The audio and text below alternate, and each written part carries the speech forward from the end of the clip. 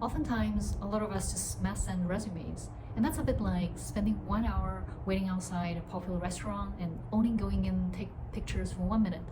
But by using the method I'm going to introduce, it's more like just spending 1 minute outside the popular restaurant, but you find the VIP entrance that can bring you in and talk to the owners for 1 hour. Hello everyone, my name is Wei Wei and welcome to my channel about UX design and personal growth.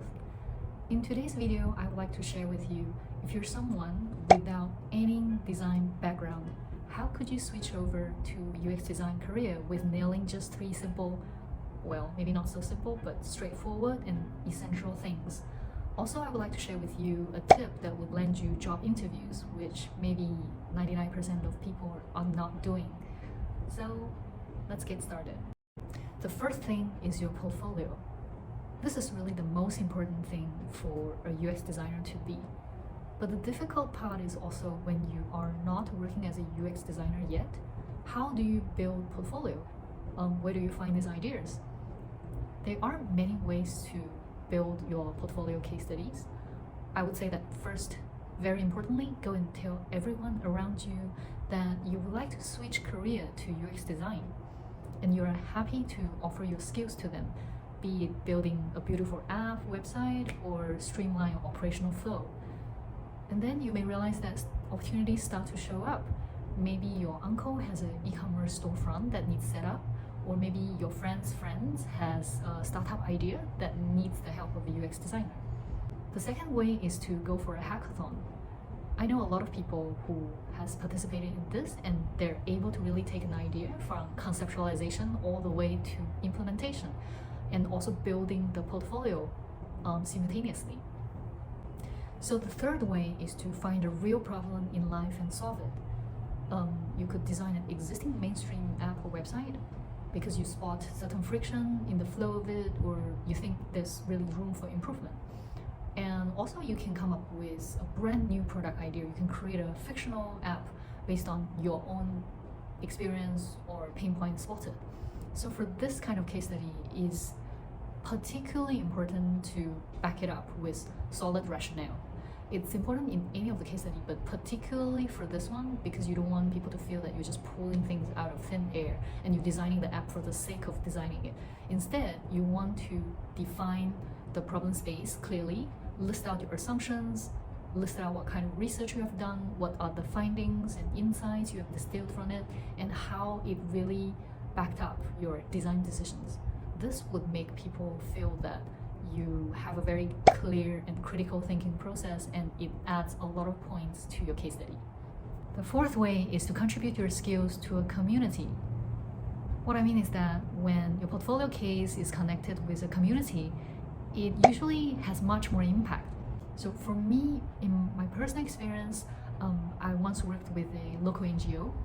So they built an online space where young people in distress, young people who are going through a difficult period in their life, they could write in messages to youth buddies or certified counselors who then reply the messages, basically lending a listening ear and also help to address some of the problems they face.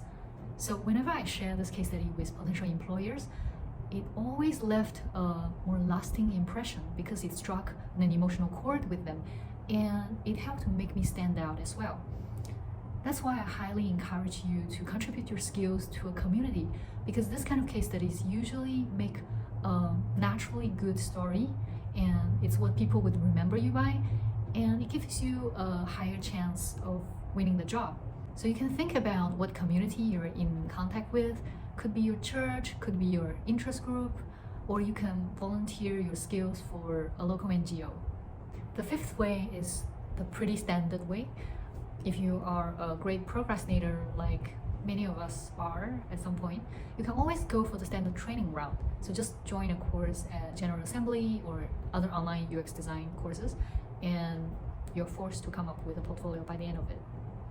The second thing for a successful career switch is that you have the connections to open the door to opportunities. Oftentimes, a lot of us just mass send resumes, and that's a bit like spending 1 hour waiting outside a popular restaurant and only going in take pictures for 1 minute. But by using the method I'm going to introduce, it's more like just spending 1 minute outside the popular restaurant, but you find the VIP entrance that can bring you in and talk to the owners for 1 hour. A lot of us didn't realize that we can do this. The key is to leverage our professional network, but not just tapping on our existing network, but also proactively learn how to build new connections. In Silicon Valley, there's this famous saying that if you want money, ask for advice. If you want advice, ask for money.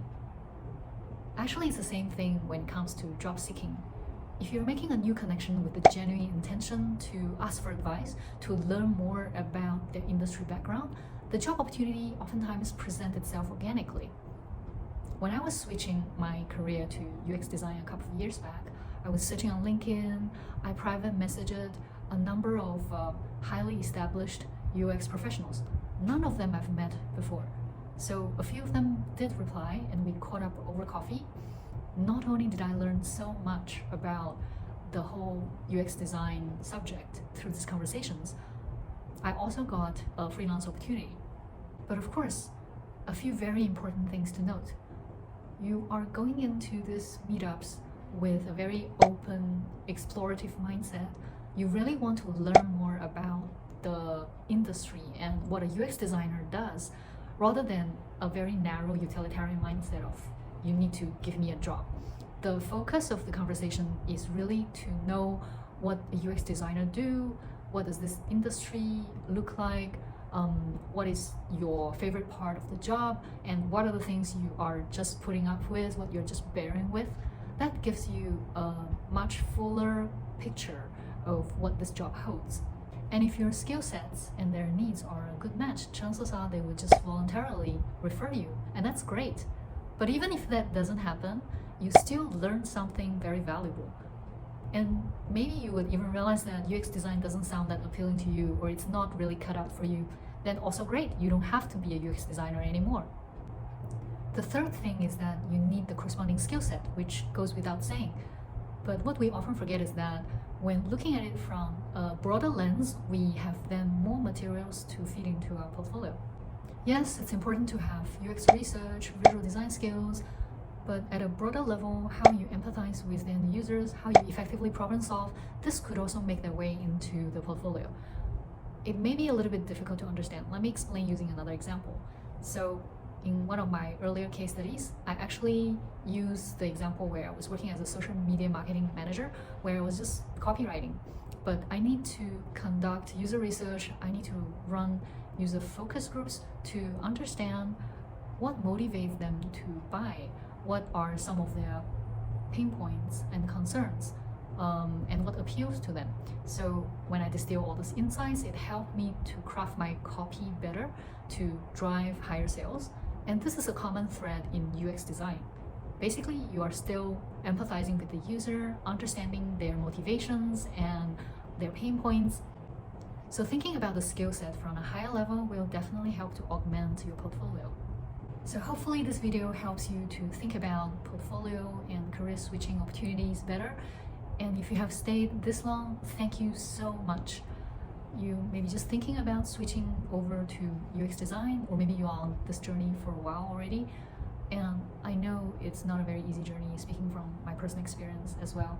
So it may take longer than you expected, especially in today's economic climate, but please press on and remember to have patience and compassion for yourself during the process. Very importantly, if you have any further questions or you feel you would benefit from some coaching, like looking at your portfolio or looking at ways to accelerate the career switch, feel free to reach out to me. I will leave my email address in the description below. Thank you so much, and I'll see you in the next video.